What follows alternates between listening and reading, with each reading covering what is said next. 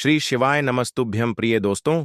26 अगस्त 2025 हरितालिका तीज के दिन गाय को एक चीज खिला देते हो तो आपकी जन्मों जन्मांतर की गरीबी भोलेनाथ की कृपा से हमेशा के लिए समाप्त हो जाएंगी। वास्तव में अगर आप हरितालिका तीज के दिन आप यह उपाय कर लेते हो तो यकीनन आप पर देवों के देव महादेव माता पार्वती की असीम कृपा प्राप्त होगी और आप धनवान बन जाओगे। आप धनवान ना बने तो मुझे बताना दोस्तों, मैं महादेव की सौगंध खाता हूं। बस जो उपाय आपको बताया जाए वह उपाय हरितालिका तीज के दिन कर लेना। चलिए जानते हैं। हरितालिका तीज के दिन चुपचाप गाय को खिला दें। यह एक छोटी सी चीज करोड़पति भी अरबपति होंगे। सभी संकट और आसान से मुक्ति, मृत्युदंड, पितृदोष तुरंत होगा। पूरे साल आपके भरे रहेंगे। अन्य धन के भंडार यूं कहें कि आपकी 7 पूतें तक करेंगी। रूपों पैसों पर राज्य बैंक बैलेंस बढ़ता चला जाएगा। आपके घर में वेतन है, वह कभी खर्च नहीं होगा और बढ़ता ही जाएगा। सभी दुख दर्द संकट कष्ट दूर हो जाएंगे दूर और सभी सुख आपके कदमों में आ जाएंगे। सभी सुख आपके कदम चूमेगी। यदि आप यह एक छोटी और खास चीज हरितालिका तीज के दिन चुपचाप गाय को खिला देते हैं तो तत्काल गरीबी आपके जीवन से खत्म हो जाएगी। योग से राजा बन जाता है और 33 कोटि देवी देवताओं को धारण करने वाली गौ माता की असीम कृपा व्यक्ति पर आजीवन बसती है। व्यक्ति के घर में कभी भी अन्य धन वस्त्र की कमी नहीं होती। अन्य धन के भंडार व्यक्ति के घर में भरे रहते हैं। हरितालिका तीज के दिन गाय का यह उपाय करने से व्यक्ति के जीवन से तत्काल गरीबी खत्म हो जाती है। तो दोस्तों, कौन कौन से गौ माता से जुड़े खास और महत्वपूर्ण उपाय हैं जिन्हें यदि हरितालिका तीज के दिन में कर लेते हैं? तो दोस्तों, गाय का उपाय बताने से पहले मैं आपको हरितालिका तीज व्रत की थोड़ी सी जानकारी दे देता हूं। 26 अगस्त 2025 को हरितालिका तीज का व्रत बड़े ही धूमधाम से मनाया जाएगा। इस दिन सुहागिन महिलाएं निराहार रहकर माता पार्वती और भगवान शिव की पूजा करती हैं और अखंड सौभाग्य की कामना करती हैं। इस पावन तिथि का महत्व इसलिए भी बढ़ जाता है क्योंकि इसे करने से सिर्फ वैवाहिक जीवन में सुख शांति आती है, बल्कि जीवन से दरिद्रता और कष्ट भी मिट जाते हैं। भक्तों, हरितालिका तीज के दिन गाय को एक छोटी सी चीज खिला देते हो। बिना किसी को बताएं तो यकीन मानिए दोस्तों, 1 महीने में ही करोड़पति बन जाओगे। भगवान शिव के प्रिया नंदी जी से संबंधित गौ माता भगवान शिव तथा माता पार्वती का ही रूप है। इस दिन सभी भक्त आप शिव पूजा करने के साथ साथ नंदी महाराज और गौ माता की पूजा अवश्य ही करते हैं और गौ माता को कुछ न कुछ जरूर ही खिलते हैं। इससे मनुष्य के जन्मों जन्म अंतर की गरीबी हमेशा के लिए नष्ट हो जाते हैं। दोस्तों, जिस दिन का इंतजार पूरे साल भर से दुनिया भर के हर पंडित, एस्ट्रोलॉजर और हर हिंदू भाई हैं को रहता है, वह दिन अब आ गया है। क्योंकि यह तीज व्रत 1 साल में एक ही बार आता है, न कि बार बार, जो कि भगवान शिव और माता पार्वती का सबसे प्रिय तीज व्रत है। दोस्तों, आपकी जानकारी के लिए बता दें, हिंदू धर्म में हरितालिका तीज को बहुत ही धूमधाम से मनाया जाता है। प्रकृति भी हरितालिका के आने का स्वागत करती है। महिला हरितालिका तीज का व्रत परिवार की लंबी उम्र के लिए रखते हैं और इसमें सबसे पहले भगवान शिव की पूजा की जाती है, माता पार्वती की पूजा की जाती है, देवी देवताओं की पूजा की जाती है और जो भोग बनाया जाता है वह भगवान शिव को भोग लगाया जाता है और गौ माता की पूजा की जाती है। लेकिन इनमें सबसे ज्यादा महत्व हरितालिका तीज व्रत का माना जाता है। शास्त्रों में, वेद पुराणों में साफ साफ लिखा हुआ हरितालिका तीज का व्रत भोलेनाथ तथा माता पार्वती जी का आशीर्वाद प्राप्त करने का सबसे सुनहरा दिन होता है। इस दिन भगवान भोलेनाथ बहुत ही ज्यादा प्रसन्न मुद्रा में होते हैं और अपने दोनों हाथों से अपने भक्तों पर कृपा बरसाते हैं। एक तरफ दोस्तों मान्यता है, हरितालिका तीज के दिन जो सूर्य होता है वह अन्य दिनों के मुकाबले सबसे ज्यादा प्रकाशमान होता है। हरितालिका तीज के दिन सूर्य देवता को आगे दिया जाता है। महिलाएं हरितालिका तीज का व्रत पति की दीर्घायु और कुशलता लिए व्रत रखती हैं। दोस्तों, अगर आप नहीं जानते तो आपकी जानकारी के लिए बता दें, एक व्यक्ति की कुंडली में अगर चंद्र ग्रह की स्थिति अच्छी है तो उसे व्यक्ति का भाग्य हमेशा उसका साथ देता है। वह व्यक्ति जिस कार्य को भी शुरू करता है उसे कार्य में उसको सफलता प्राप्त होती है। इसीलिए हरितालिका तीज को हमारे हिंदू धर्म में बहुत ही ज्यादा विशेष और खास महत्व दिया गया है। आप लोगों की जानकारी के लिए बता दें, हरितालिका तीज के दिन बाबर तरीके के शुभ योग बन रहे हैं। कई सालों के बाद सूर्य का प्रकाश इतना प्रकाशमान होगा जितना कभी नहीं हुआ। 130 साल में ऐसा दुर्लभ संयोग बनने जा रहा है। लक्ष्मी योग, ग्रह योग, नक्षत्र योग, अमृत सिद्ध योग जैसे शुभ योग का निर्माण हो रहा है, क्योंकि हरितालिका तीज के समय में पूरे दिन का व्रत करने से भगवान भोलेनाथ का आशीर्वाद प्राप्त होता है और मनोकामना पूर्ण होती है।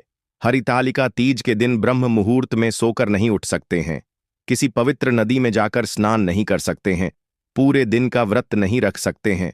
वैसे तो दोस्तों, हरितालिका तीज के दिन स्नान और प्रातः का विशेष ही महत्व होता है, लेकिन इस दिन अगर आप ज्योतिष शास्त्र तंत्र शास्त्र के अनुसार एक गाय वाला उपाय विधि विधान से हरितालिका तीज वाले दिन कर लेते हैं तो आपकी जन्मों जन्मांतर की गरीबी हमेशा के लिए समाप्त हो जाएंगी। वास्तव में अगर आप उपाय कर लेते हो तो यकीनन आप पर भगवान भोलेनाथ की असीम कृपा होगी और आप धनवान बन जाओगे। इस दिन सभी भगवान भोलेनाथ की पूजा करने के साथ साथ गौ माता की पूजा अवश्य ही करते हैं और गौ माता को कुछ ना कुछ जरूर ही खिलते हैं। अब आप सोच रहे होंगे कि गाय को ऐसा क्या खिलाने से और ऐसा क्या उपाय करने से आपको भगवान भोलेनाथ माता पार्वती का आशीर्वाद मिल सकता है।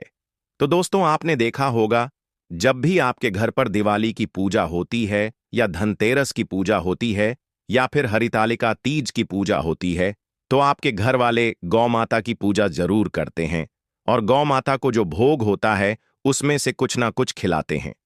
ज्यादा नहीं तो 2 पूरी अवश्य ही खिलाते हैं। तो दोस्तों, आपको इस उपाय को हरितालिका तीज वाले दिन ही करना है और सूर्यदेव को आगे देना है और उनकी विधि विधान से पूजा करना है। इस बार हरितालिका तीज है, वह बहुत ही शुभ युगों के निर्माण द्वारा बन रही है। तो इस वीडियो में आपको गौ माता से जुड़े उपाय के बारे में बताने वाले हैं, जिन्हें करने से आपके जीवन के जो भी दुख दर्द संकट है या कामयाबी होने में कोई बाधाएं आ रही हैं, सभी से छुटकारा मिलने वाला है। यूं कहें कि आपके जीवन में अपार धन सुख, कभी भी धन से संबंधित परेशानी नहीं रहेगी। यदि आपकी जिंदगी प्रबल हो जाएगी, धन प्राप्ति के योग्य बन जाएंगे और जीवन में सदैव अन्य धन के भंडार आपके घर में भर रहेंगे। अन्य धन वस्त्र कभी कमी नहीं होगी।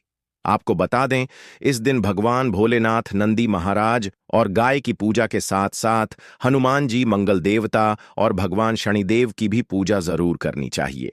आपको बता दें कि इस दिन यदि आप हनुमान जी और मंगल देवता भगवान शनिदेव की पूजा करते हैं तो मंगल का ग्रह जनित दोष भी दूर हो जाता है। व्यक्ति के जीवन में धन सुख संपत्ति की प्राप्ति हो जाती है, समस्त मनोकामना व्यक्ति की पूर्ण हो जाती है। दोस्तों, आपको हम बता दें कि ऐसी ज्ञानवर्धक जानकारी आपको हम पैसों में भी बांट सकते थे, पर हमारे चैनल का मकसद है जनहित में जन कल्याण एवं जन सेवा करना।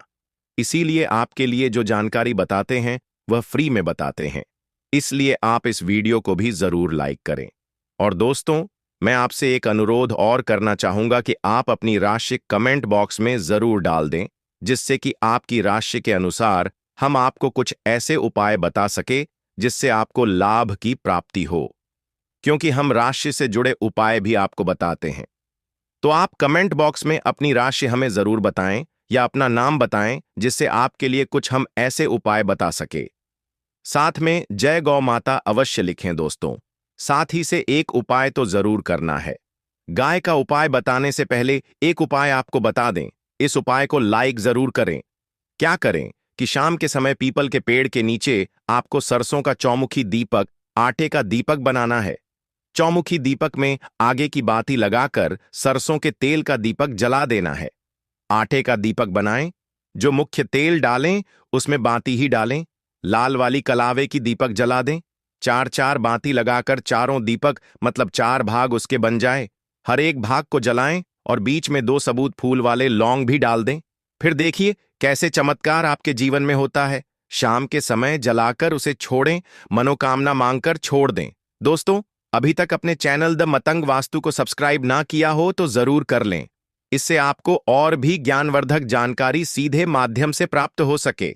दोस्तों, यह गौ माता वाला उपाय बहुत ही प्रभावशाली उपाय बताया। मैंने आपको इस उपाय को जरूर करें। बहुत ही लाभकारी उपाय बताया है। बहुत ही आपको लाभ देगा यह उपाय।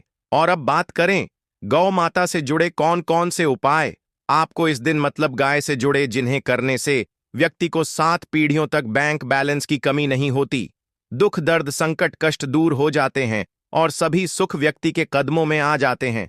तो दोस्तों, हरितालिका तीज के दिन आपको भगवान भोलेनाथ माता पार्वती की विधि विधान से पूजा करना है और उसी के साथ गौ माता की पूजा अवश्य करना है। और गौ माता को जो भोग हरितालिका तीज पूजा के लिए बनाया गया था, उसे भोग से 2 पूरी जरूर ही खिला देनी है। सूखी पूरी नहीं खिलाना है। पूरी के ऊपर आप मिठाई या कोई सब्जियां हलवा जो भी बनाया है वह आपको गौ माता को जरूर ही खिलाना है। दोस्तों, हर एक और मांगलिक काम में गौ माता या उनसे जुड़ी चीज जैसे गाय का गोबर, गोमूत्र, गाय का दूध अथवा गाय के दूध से बना घी जरूर शामिल करें। इससे आपको पुण्य भाव की प्राप्ति होगी। सनातन परंपरा के अनुसार जिस घर में गाय होती है उसे घर से जुड़े सभी वास्तु दोष स्वयं खत्म हो जाते हैं, क्योंकि पंचम या के बिना कोई भी पूजा पाठ और हवन सफल नहीं होता। दोस्तों, हरितालिका तीज में एक बार हो सके तो परिवार सहित एक बार गौशाला जाने का नियम जरूर बनाएं और हो सके तो गायों को हरा चारा जरूर खिलाएं, जिससे सभी वास्तु दोस्त शांत हो जाते हैं। दोस्तों, आपका प्रिय चैनल कभी किसी को भी गलत जानकारी नहीं देगा, इसलिए किसी के बहकावे में ना आए, क्योंकि कुछ लोग ऐसे होते हैं जिन्हें वास्तुशास्त्र का ज्ञान नहीं होता है और इनसे जुड़े दोषों का निदान हो जाता है। गर्मियों में गौ माता को पानी पिलाएं और सर्दी में गौ माता को गुड़ जरूर खिलाएं। ध्यान रखें कि हरितालिका तीज वाले दिन गौ माता को गुड़ जरूर ही खिलाना है। गर्मियों में गाय को गोदना खिलाएं। अनेक देवी देवताओं को अपने शरीर पर धारण करने वाली गौ माता से जुड़े कई शुभ और अशुभ संकेत भी होते हैं। मतलब गाय का दूध दोहते समय यदि गाय ठोकर मार दें और सारा दूध बिखर जाए, अपशगुन होता है। यदि कोई यात्रा पर निकल रहा हो और गाय अपने बछड़े को दूध पिलाती सामने आ जाए, तो निश्चित रूप से कि यात्रा के लिए आप निकले हैं। वह यात्रा आपकी जरूर ही सफल होगी और वह जिसके लिए आप निकले हैं वह जरूर ही पूर्ण। किसी यात्रा पर जाते समय गाय की आवाज आना और रात्रि में गाय की हुंकार करना भी शुभ होता है। दोस्तों, साथ ही साथ गाय के साथ आप भूल कर भी यह काम न करें, अन्यथा मिलता है। जी हां दोस्तों, गाय को राष्ट्रीय पशु बनाए जाने और इन्हें मौलिक अधिकार दिए जाने की बात हो रही है, तो सवाल उठता है, गाय संस्कृति का अहम हिस्सा है, तभी गाय के साथ लोग खराब व्यवहार कैसे कर लेते हैं और जैसे ही दूध देना बंद कर देती है तो लोग इन्हें उनकी किस्मत पर छोड़ देते हैं। सड़कों पर और गलियों में भटकने के लिए ऐसे में गौवंश जीवन को कोई डंडे मारता है तो कोई उन पर पानी डाल देता है।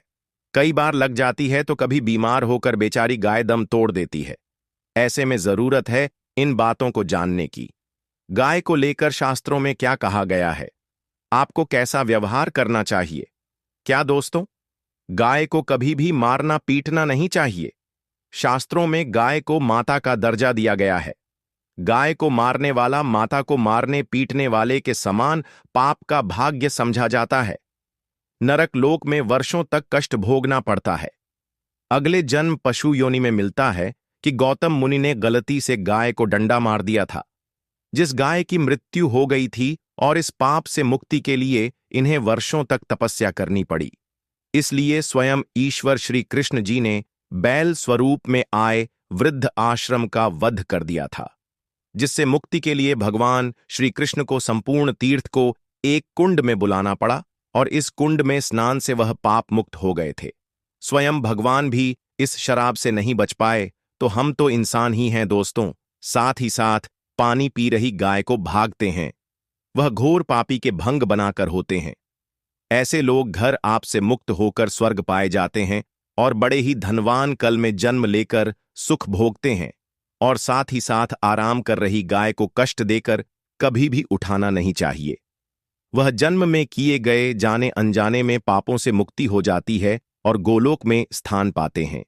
गाय को डंडा मारकर उठना, पानी डालकर उठाने से मनुष्य पाप का भागी बनता है और अगले जन्म में उसे दर दर भटकना पड़ता है और साथ ही साथ शास्त्रों में बताया गया है जो लोग गाय की सेवा करते हैं और उनका भोजन खिलाते हैं और उनकी परवरिश अच्छी तरह से कहते हैं तो वह लोगों के जीवन की सभी इच्छाएं पूर्ति होती हैं।